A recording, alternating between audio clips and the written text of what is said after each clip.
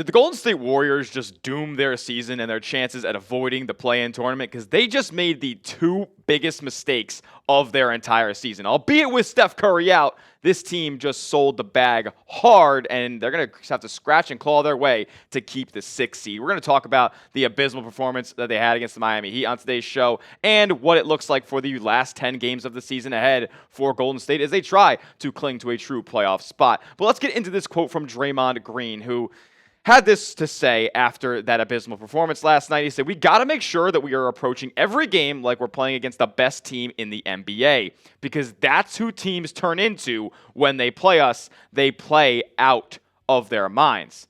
How about you realize and approach games like your best player is out and your only shot creator that is worth a shit is on the floor for you? Or is off the floor for you? Because that was what the case was against the Atlanta Hawks and against the Miami Heat, who have lost 10 of their last 11 games. And yeah, I get it. They were getting up like it was Game 7 of the NBA Finals with Jimmy Butler coming back into the arena. But how about you realize that you have to play near perfect basketball, like Jimmy Butler said when Steph Curry went down against the Toronto Raptors a couple days ago. He said we have to play perfect. And they have played anything but. They haven't even played mediocre. They have played downright awful. And Warriors fans are downright embarrassed about it all. They are appalled that this is the performance that they're putting out, even with Steph's out there on the floor. Yeah, they lost that game against Denver last week. And then they come out with a little bit of fire, a little bit of intensity, because they had to go get that next game up the next night against the Milwaukee Bucks without Steph because he needed a rest. But now you're seeing, now they started this road trip. Golden State is like 4-13 when Steph is not out there on the floor and they are playing on the road.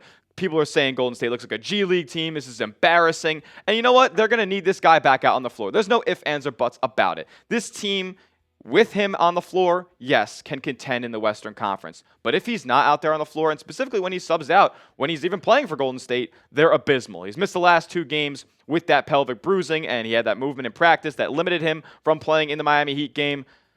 He is expected to return Friday, and hopefully all is well. But man, these last 2 performances have put a sour taste in my mouth as for what this Warriors team will look like down the stretch. They're not looking like the team that just traded for Jimmy Butler 18 games ago. If you want Steph Curry back in the lineup, make it known on this video by smashing that thumbs up icon. Go attack that like button. Let's get the most likes that we've gotten on a video this month, because we desperately need number 30 back out there on the floor. All right, let's talk about it. Lost by 26 to Miami Heat in Jimmy Butler's return to Miami. And they got punched in the mouth. Again, like an F first half against the Atlanta Hawks a couple days ago, and an F first half against Miami, where they found themselves down 17 at the break. And they were really never able to recover. They ended up bringing it back to an 8-point deficit, and that was just kind of the end of it, right? Like they could never really truly get back into the game, because what did they end up doing? They kept leaving Miami open for 3, which made them shoot 68% from long range, 17-25. And meanwhile, Golden State goes themselves 9 of 38 for a multitude of reasons. But it just boils down to Golden State didn't hit shots and Miami was absolutely scorching hot. However, this wasn't like something where, oh yeah, Miami's just hot this night. No, Golden State was giving this to them. He just picked the defense apart of Golden State. They had Tyler Hero running that high screen and roll, and the defense would just crash in on Hero and make him get the ball out of his hands. And when they did on that short roll, they were playing 4-on-3, and you would find Alec Burks open in the corner. You'd find Alec Burks open on the wing. I cannot believe that they let him play the way that he did last night. They would allow Andrew Wiggins to be open. They would allow Haywood Highsmith to be open. Whoever was going to be shooting 3 balls for the Miami Heat last night, yeah, they would be wide open every single time. And then on the flip side for Golden State offensively, they just what's the issue that they needed to address at the trade deadline? They have no secondary shot creation next to Steph. Well, when Steph's out of the lineup, they have 0 shot creation. Absolutely none. And it was embarrassing to watch. Like, everything was super difficult for Golden State last night. They weren't moving the ball effectively because, teams didn't have to sell out on anybody for Golden State. Nobody was a good enough attacker with the basketball for teams to be able to, sell out on certain players offensively for Golden State. Nobody could hit shots. The starters began the game 0 of 14 from three-point range, which bled all the way into the second half. It was just an overall abysmal performance. And you know what? We have to highlight it. He didn't show up. Jimmy Butler did not show up to play. He was a minus 19 on the night. He was inefficient from the field. I mean, to be quite honest with you guys, 12 shot attempts for Jimmy Butler in a game that he should be getting up for. I know he called it just another game. Well, he must have been playing like it was just another game against a local high school team, because he did not come to play whatsoever. Only had 11 points. He was getting booed constantly whenever the ball was in his hands. And the question you have to ask yourself is this: can we rely on Jimmy Butler to be able to take over offensively? Yes, I know he turns into another gear once the postseason hits on the offensive end of the floor. But last night should have felt like a playoff game for Jimmy Butler, especially when they lose that game on Saturday to the Atlanta Hawks. Like, it was absolutely abysmal. So I have to keep asking myself, like, we're paying a guy $55, $60 million a season, and we can't rely on him to go out there and go get a bucket whenever we need him to? Like, it's not like the Heat were just throwing the kitchen sink. Yeah, they had Bam on him at times. He's one of the best defenders in the NBA. But play with a little bit of fire, Jimmy. Like, go out there and show them that they're missing out because they don't have you on the roster anymore. It was abysmal. And I'm genuinely concerned for the Warriors at this point. What is your concern level for the Dubs right now? Scale it for me down in the comment section right now. 1 to 100. 100 being like, blow it up, we're cooked, we're going to be in the play-in and we're probably going to lose out. 1, well, you're not confident, you're not concerned at all, and this team can go out there and still win the Western Conference. Let me know what you guys think down in the comment section. We'll talk about that possibility of Golden State being in the play-in, because they are neck and neck with some of these teams that are battling for position in the Western Conference playoff picture. That in just a moment. But first, I got to give a major shout out to today's sponsor, and that is Prize Picks. Prize Picks is America's #1 daily fantasy sports platform, because it's daily fantasy made easy. Here's how it works. All you guys got to do is pick a sport, pick multiple sports if you want to. They have them all on Prize Picks, and just pick a lineup of 2 to 6 player stat projections, and just pick more or less. You can win up to 1,000 times your money on Prize Picks, and they're always trying to hook you guys up with incredible deals, like a free $50 when you sign up using our promo code CLNS and place your first $5 entry. They also have Taco Tuesday, where they discount stat projections. Flex Friday, where if you lose your lineup, they'll give it back to you up to $20 in promo funds. If you guys want to see what a lineup looks like, I got you, because they got March Madness coming back up this weekend, and I decided to hit the Sweet 16. Tyrese Proctor's been playing out of his mind, like one of the best players in the tournament so far. Give me more than 14.5 points for him. Trevon Brazile of Arkansas, he's been killing it as well for the Razorbacks. Give me more than 8 points against Texas Tech. And then Braden Smith, he had 8 turnovers against McNeese State. Give me more than 3.5 against the ferocious Houston Cougars defense. You could tell my picks. You could fade my picks. Make sure you go and do it at Prize Picks. Download the Prize Picks app today. Use the promo code CLNS for $50 instantly when you place your first $5 entry. And make sure you use that promo code, because who doesn't love free $50? Prize Picks. Run your game. All right. The Warriors have 10 games left on the schedule. And Draymond Green also said this after that ridiculous quote, in my opinion. He said, we've got to make sure we figure these games out. They have a bunch of games left on the schedule, not only against some of the worst teams in the NBA, but also some of the best teams in the Western Conference. And he's basically talking about the under 500, the inferior rosters that they're matching up with. You got to be able to figure out those games and can't let them drop any of these games that they really shouldn't, for teams who are like borderline tanking at this point, because the way that this Western Conference looks right now, it's an absolute logjam. And Golden State only holds a half-game lead above the LA Clippers for that 6th spot. You see that little group of 4 right there? Yeah, that's the NBA play-in.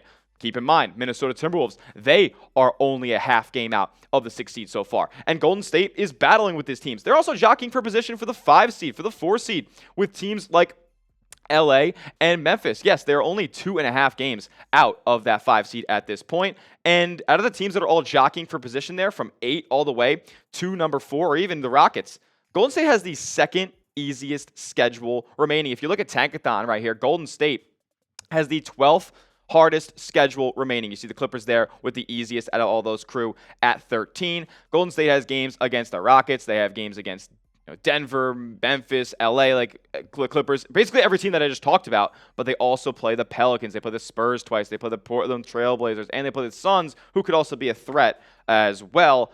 And the Warriors aren't trending in the right direction at this point. They're not coming into this stretch with any sort of momentum, as they've lost 3 of their last 5 and have looked completely lackluster over that stretch. Whether Steph's in the lineup or not, he's missed 3 of these games, and it's really been abysmal. And Golden State has not been in a position where they're hitting shots anymore. Like, they're not out there blazing like they were for the first 15, 16, 17 games in the Jimmy Butler era. I know this isn't a crazy discrepancy in difference, but Golden State shooting is slipping at a bad time. I know it's only 1.8% over the last 5 games difference between the whole regular season, but 34.5% from three-point range is bad. Like, there's no ifs, ands, or buts about it. If you're only hitting 34% of your threes, you're not going to win a whole heck of a lot of games. And keep in mind, over this stretch, Golden State's been hot and cold. It's been a battle of inconsistency. They've had some games over the last 5 where they've shot 40+% from 3. But they've also had some games where they've shot less than 30% from 3, including last night where they only shot 24% against Miami.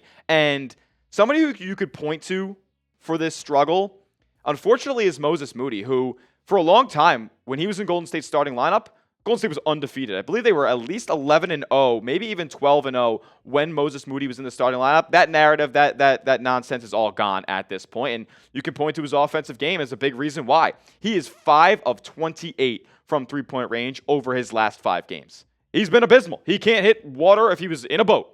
And maybe this sometimes has to do with Steph not being out there on the floor, because when he is out there on the floor, Moses Moody looks really, really good, and he can play and just not have to move around, not have to create his own shot, because he's really not that great in that regard. Credit to him, though, he is being assigned to a lot of the times the opponent's best player on the defensive end, and he has absolutely stepped up to the plate and delivered in that regard. He's got an elite wingspan. He's been great sticking on defenders one-on-one and shading defenders into help defense as well. So I love what I've seen from Moses Moody on that end, but at the end of the day, it's a make-or-miss league, and you have to hit shots. And speaking of having to hit shots, this guy doesn't do it a whole heck of a lot either, and he really, in my opinion, does not fit in the lineup. You guys gave me a lot of hate in the comments section for the video that I made about Jonathan Kuminga not really being the player that we've all hoped he could be this season.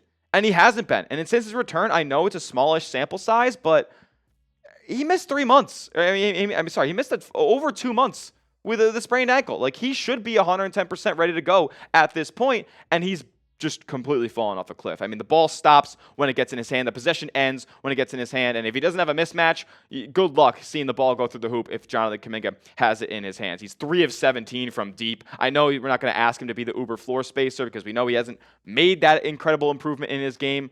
It still just racks my brain that this guy did not get better in that regard. But I just don't think Kuminga fits overall. And I'm not sure that both of these guys, specifically Kuminga in this case, can flip the script and be a net positive out there on the floor for Golden State. Yeah, Kuminga led the offense in scoring last night, but that's a very low bar to set for Golden State. I'm not sure over these next 2.5 weeks that Moody and Kuminga can get back to being good enough contributors where they're the role players that can elevate this Golden State team to Western Conference contention. So now let's look at the last 10 games of the season for Golden State. It's weird because they got this, at least we thought, easy stretch to start this road trip where they played Atlanta and the Heat, and then they match up with the Pelicans on Friday, and then the Spurs on Sunday. And then they play the meat and potatoes of the remainder of their schedule, where they're playing teams like Memphis and LA and Denver, the teams that they're battling for position with in the Western Conference at this point. Those are going to be tough matchups, and Golden State's going to at least have to take 2 out of those 3 if they want to be in a position to avoid the play-in at this point. The schedule is difficult, regardless of what you think about the other teams' opposing schedules. Houston next week. You have the Suns, who are going to be battling to get in that play-in spot. They're only a game or so above the Mavs right now to stick in the play-in tournament. So they're going to be playing their butts off. You got the Spurs again. You have the Trailblazers. You got the Clippers to end the season. And that game against LA on April 13th, the final game of the NBA season, could legitimately be deciding whether or not Golden State plays in the NBA playoffs this season, or they're back in a sudden death situation in the play-in tournament. So, with that being said, over the last 10 games, what does Golden State do? What seed will they be in the West playoffs? Will they even be in the West playoffs? Will they be in the play-in? Let me know what you guys think down in the comments. Predict it for me how Golden State's rest of season shakes out with 10 games to go. Make sure you are subscribed because we'll be live for all those games right here on the channel, bringing you guys constant Warriors coverage, daily videos, news, rumors, injury updates, live shows, all that good stuff. If you're a diehard Dubs fan, you'll love what we got going on here on the channel. So go down below, hit that big red sub button, totally free. We'll see you guys all in the next one. And as always, let's go Dubs.